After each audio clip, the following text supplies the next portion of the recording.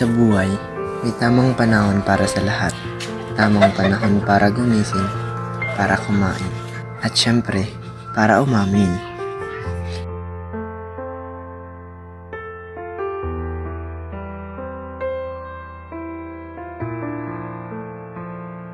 Pero paano kung palaging bitin ang timing ko?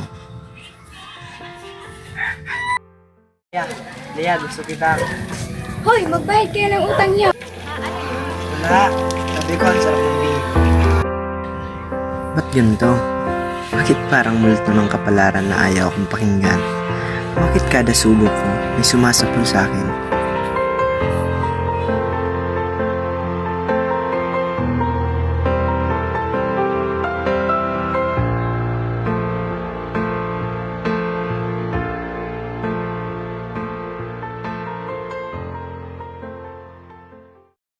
Lea, gusto ko sanang sabihin na.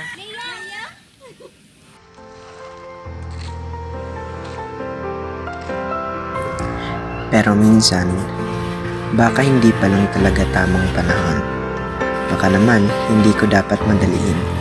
Baka kaya ako laging bitin kasi hindi pa talaga ito yung perfect timing.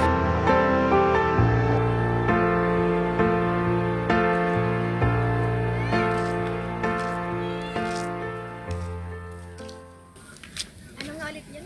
Wala, sabi ko, ang sarap ng bingo. O baka naman, wala talagang perfect moment. Baka kailangan kong gumawa ng sarili kong tamang panahon. Lea, gusto ko sanang sabihin sa'yo na. Sorry. Pangatlong beses na to. Ano ba to? Lagi nilang may hadlang. Baka naman sign na to na huwag ko nang ituloy. Pero, bakit parang hindi ko rin kayang sumuko? Kasi kahit ilang beses akong mabitin, isang beses lang siyang umiti, sulit na.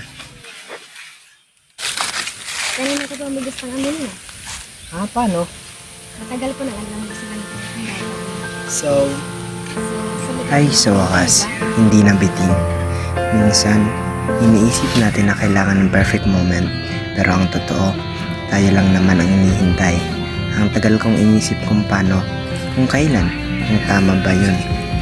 Yun pala, siya lang talagang sagot. Kaya sa tamang panahon, sa tamang pagkakataon, sulit ang bawat hintay. Sa lahat ng pagkakataong nabitin ako, sa lahat ng beses na naudlot ang mga salita, hindi ko inakalang darating ang araw na ito. Ilang beses ko nang sinubukan, pero laging may hadlang. Parang laging may sinasabi ang mundo na hindi pa ngayon. Pero siguro tama lang, dahil ngayon walang ingay, walang istorbo, wala nang dapat ipaliwanag. Ngayon, hindi na ako nagmamadali, hindi na ako kinakabahan, dahil ang tagal kong hinintay ito.